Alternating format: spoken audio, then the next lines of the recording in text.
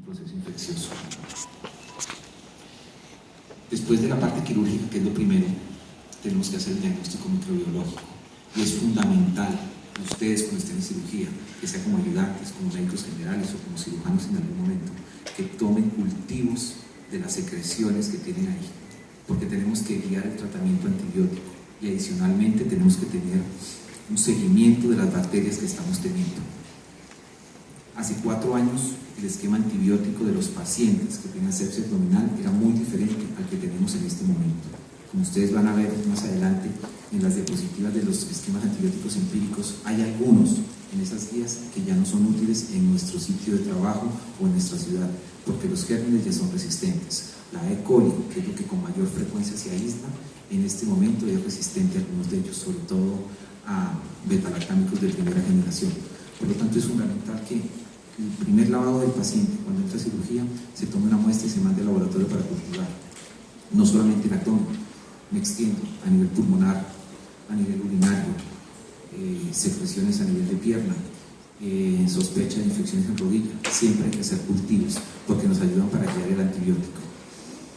Como ven aquí en la diapositiva, la mayoría de las infecciones son polimicrobianas, pero hasta un 25 o 30% no se logra un aislamiento apropiado. Se toma el cultivo, pero el cultivo sale negativo.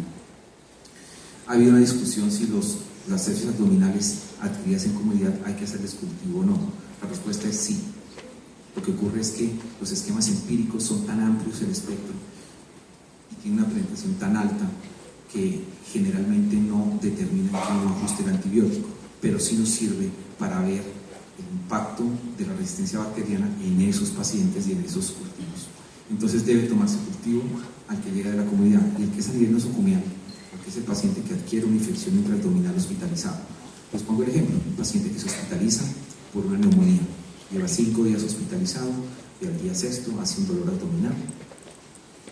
Se empieza a estudiar el dolor abdominal y al segundo día se encuentra que el paciente hizo un divertículo perforado. Ese es un cuadro de una sepsis abdominal nosocomial, porque el paciente ya lleva más de 72 horas hospitalizado, se encuentra ya colonizado por bacterias institucionales y generalmente tenía un proceso y ya tenía un esquema antibiótico para un proceso infeccioso. Por lo tanto, seleccionamos la flora y ese paciente con ese problema abdominal adquirido en el hospital ya no va a tener el mismo enfoque antibiótico que si lo hubiera adquirido en la comunidad. Esas son las peritonitis nosocomiales que no son tan frecuentes. Anaerobios. Ese siempre, digamos que la diapositiva la puse porque hay una tendencia, y es una tendencia generalizada, a dar siempre cubrimiento para los anaerobios.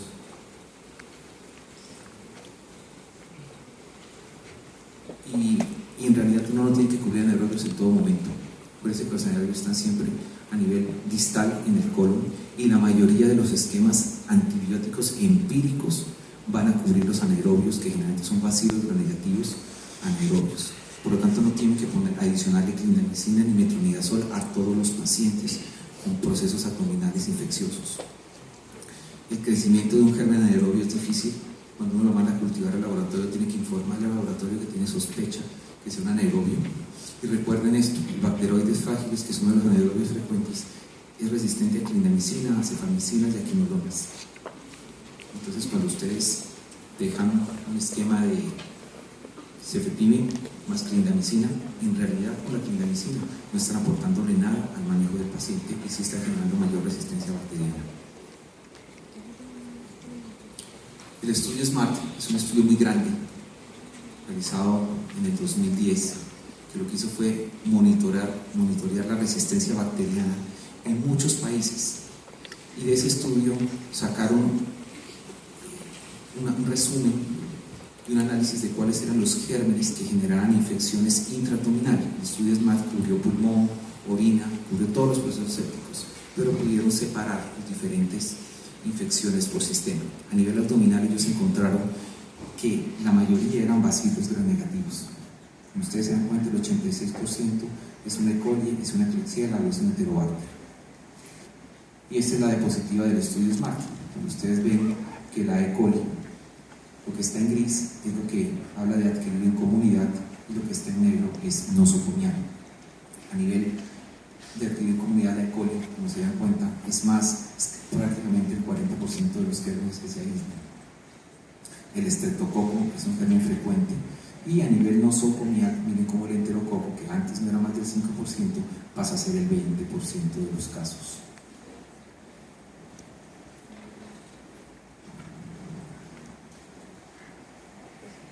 Esta diapositiva es una diapositiva que yo le digo clásica para las charlas que tienen que ver con sepsis. Es un estudio que hizo el doctor Kumar, salió publicado en Critical Care Medicine en el 2006. ¿Qué mostró el estudio? Pongan la atención a la gráfica. Este eje muestra el porcentaje de pacientes que se pueden salvar, de 100% que se salvan a 0% que se salvan. Y la parte de abajo muestra en horas cuánto tiempo se demora. Empiezan desde las media hora, las 0,5, hasta 36 horas. ¿Qué muestra la tabla? Que un paciente al cual yo le empiezo antibiótico de una forma temprana, en la primera media hora o hasta en la primera hora, la posibilidad de salvarse llega a un 80%. Pero el paciente que yo me demoro en tomar cultivos, en reanimarlo, y le empiezo un cubrimiento antibiótico, y ese cubrimiento le empiezo a las 6 horas, como ustedes ven acá, la mortalidad de ese paciente es del 40%, la posibilidad de salvarse del paciente es del 40%. O sea, este estudio mostró que iniciar tempranamente antibióticos en procesos sépticos y puntualmente en choque séptico disminuye la mortalidad de una forma importante.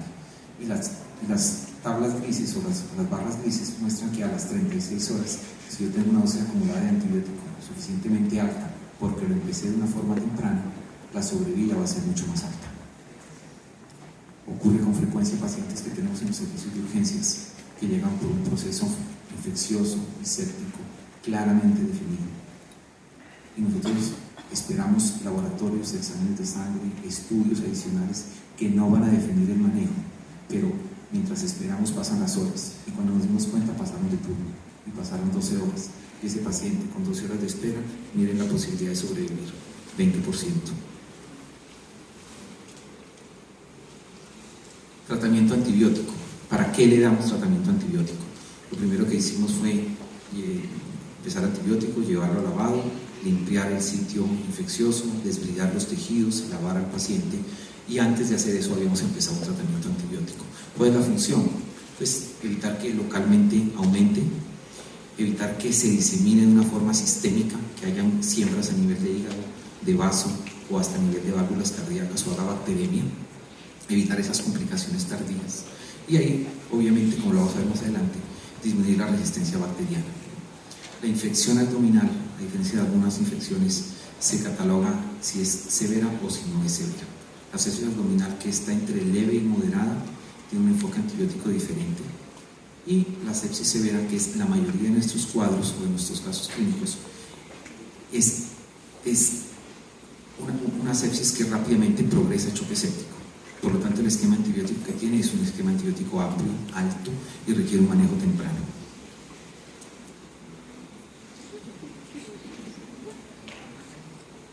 ¿Podemos atrasarlas, por favor?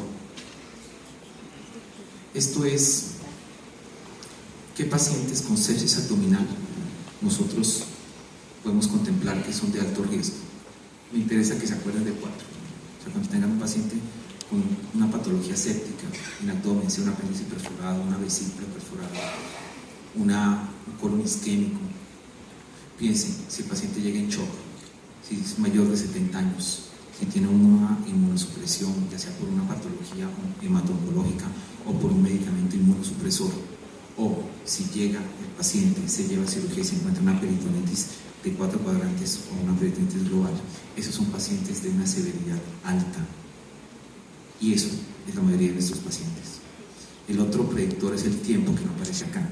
Cuando el paciente lleva más de 24 horas con un proceso séptico abdominal y no recibe el manejo global adecuado, es un paciente que se vuelve de alto riesgo.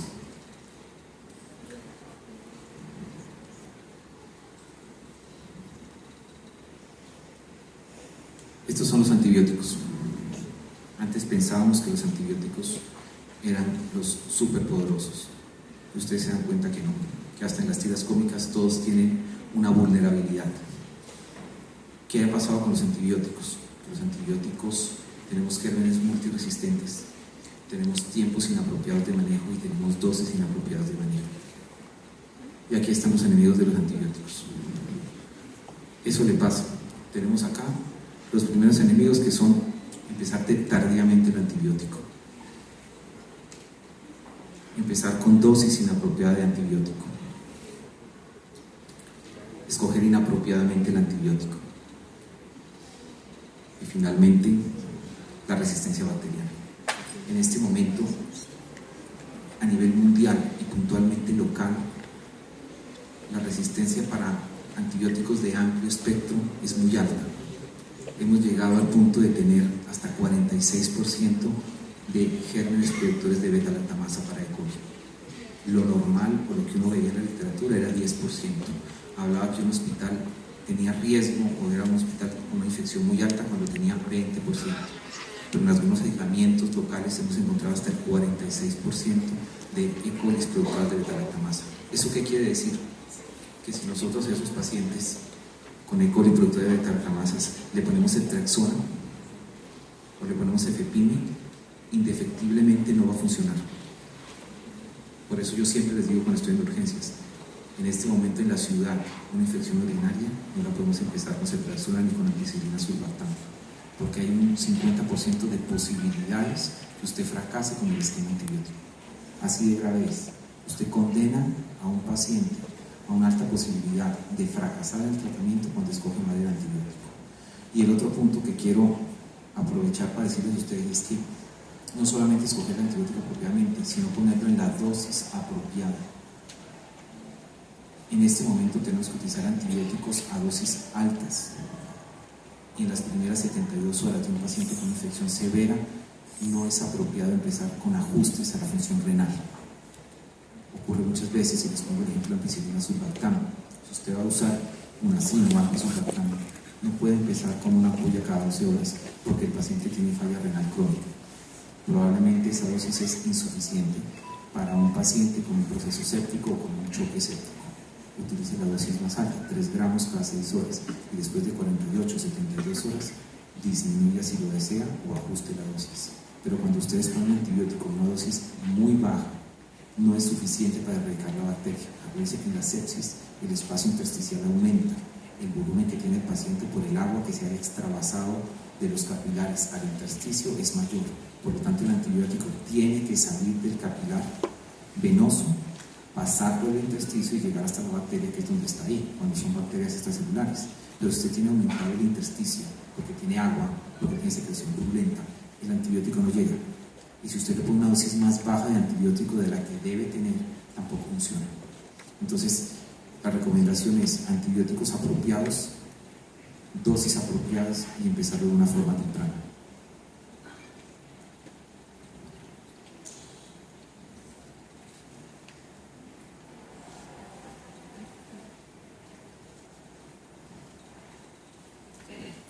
Esta es la tabla de los esquemas antibióticos, en los cuales ellos separan, como les dije, desde leve a moderado riesgo y ponen los de alto riesgo de infección, los de alto riesgo. ¿Cuáles son los de alto riesgo? Personas de edad avanzada, que lleven más de 24 horas del proceso infeccioso abdominal, que estén inmunosuprimidos, que hayan llegado en choque. Esos son los pacientes que tenemos que ver nosotros acá. Esto es lo que me interesa que se lleven para la casa. Pacientes con sepsis abdominal, que la mayoría de los pacientes en nuestro medio son de alto riesgo. El esquema inicial es imipenem, meropenem o piperacillina tazobactam. Estas son guías de hace más de 4 años y miren que los esquemas no han cambiado, y de 4 años acá los gérmenes se han vuelto más resistentes. Por lo tanto, estos esquemas son apropiados y finalmente la verdad es que no tenemos un esquema más alto. Entonces, esto es lo que me interesa que ustedes se lleven para la casa. Sepsis de origen abdominal. En pacientes de alto riesgo tenemos que empezar con antibióticos de amplio espectro de entrada. Posteriormente, con los cultivos que se tomen en cirugía o en el drenaje percutáneo, podemos descalonar el tratamiento. Pero inicialmente tenemos que entrar con un antibiótico duro y con un antibiótico que cubra adecuadamente. Esto es para pacientes infectados, pero a nivel hospitalario. La recomendación es que nos por los cultivos según el tipo de bacteria, que sea un Staphylococcus resistente, una Pseudomonas, una Acinetobacter, pongamos el antibiótico apropiado. Pero generalmente los pacientes nosocomiales requieren un carbapenémico asociado generalmente a un glucopéptido que es vancomicina o nimesulida.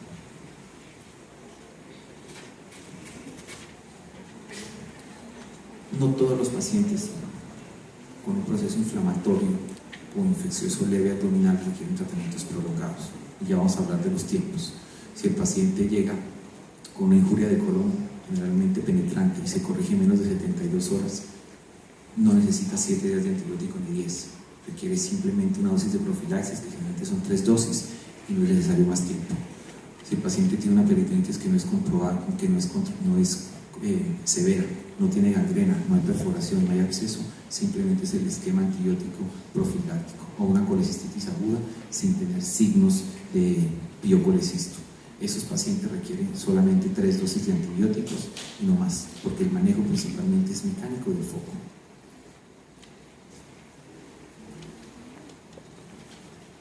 Estos son los antibióticos nuevos, entre comillas, porque ya llevan más de 10 años en nuestro medio. Tigecyclina, ertapenem y moxifloxacin. ¿Qué les puedo decir por experiencia de cada uno de ellos? Ertapenem es un muy buen antibiótico, no cubre Pseudomonas, pero no lo utilicen cuando haya un proceso de sepsis severa o de choque séptico. La potencia del antibiótico y las beta-lactamasas que cubre no son adecuados para pacientes con choque séptico. Si tiene un paciente con hipotensión arterial, con leucocitosis severa, con inestabilidad hemodinámica, el ertapenem no es el antibiótico de elección. Tigecyclina. La tigecyclina es una tetraciclina endovenosa. Inicialmente salió con muchas expectativas en el mercado, pero lastimosamente ha ido disminuyendo su indicación y se ha ido volviendo puntualmente para sepsis abdominal leve a moderada e infección de tejidos blandos, pero generalmente en combinación. Por lo tanto, no es un medicamento adecuado en nuestro medio. Y moxifloxacino es un antibiótico que lo cuidamos y lo reservamos especialmente para casos de tuberculosis resistente, y que a nivel abdominal yo no he tenido experiencia, nunca lo he usado y en realidad no he escuchado que ninguna persona lo utilice. Lo cito porque está en la literatura y cuando ustedes lo revisen en algún momento pues podrán confundirse o leer sobre él.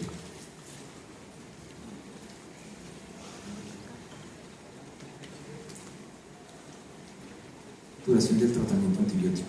La duración del tratamiento antibiótico es clara, pero en nuestro medio y a nivel nacional, pensaría yo, y a nivel mundial, nunca se llega ni se cubre el tiempo que ellos recomiendan, por diferentes factores, pero en teoría deberíamos tratar durante 5 o 7 días un proceso infeccioso y no más tiempo.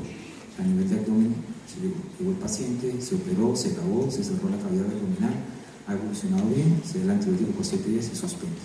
Ciclos de antibiótico más largos, versus 10 o 14 días, no ha mostrado que haya menores tasas de recaída ni mayor sobrevida. Lo que ocurre, y eso es algo frecuente, es que el paciente se lleva a lavados quirúrgicos y permanece en lavados quirúrgicos por más de 7 o 10 días. Entonces ahí viene la duda que tenemos todos. ¿Lo sigo cubriendo con antibióticos? Mi postura personal es sí. Mientras la cavidad esté expuesta y haya secreción purulenta en la cavidad, uno continúa con el esquema antibiótico. ¿Cuándo paro? A nivel personal, cuando el paciente dejó de lavarse, se cerró la cavidad, o la cavidad ya el cirujano le dice que está limpia, se para y de ahí en adelante yo encuentro 5 a 7 días y suspendo el antibiótico.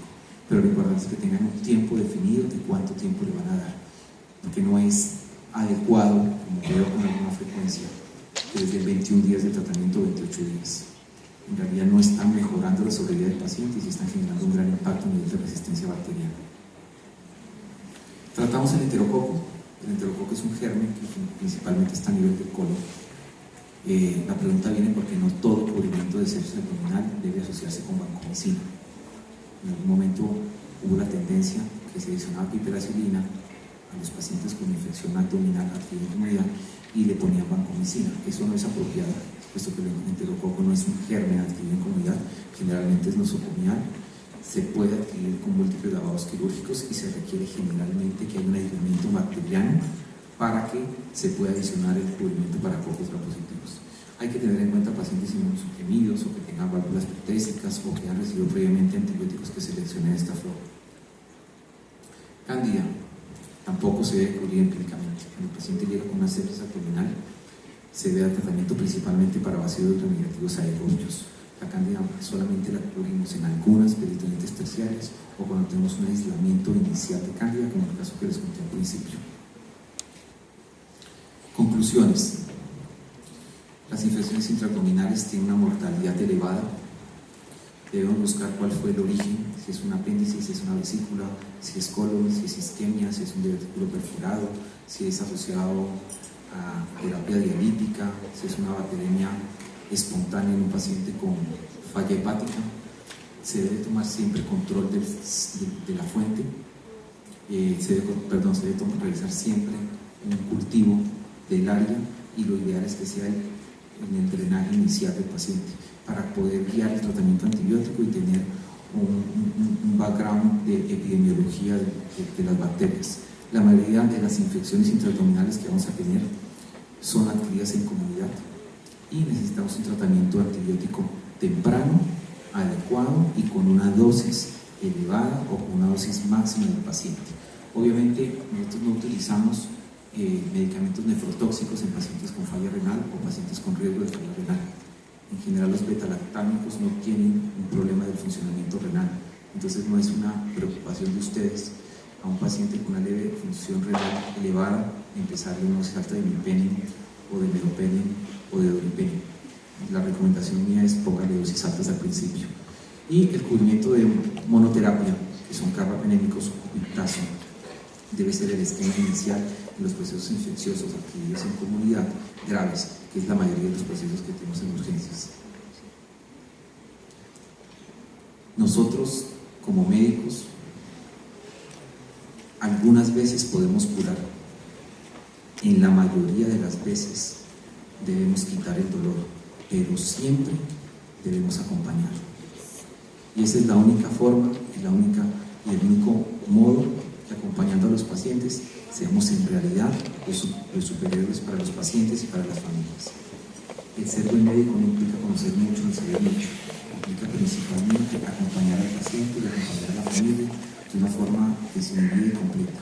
Eso va a hacer que en algún momento nos sigan viendo como lo que somos, unas personas entregadas a nuestro trabajo, a nuestros pacientes y a la vida que nos ha dado. Gracias.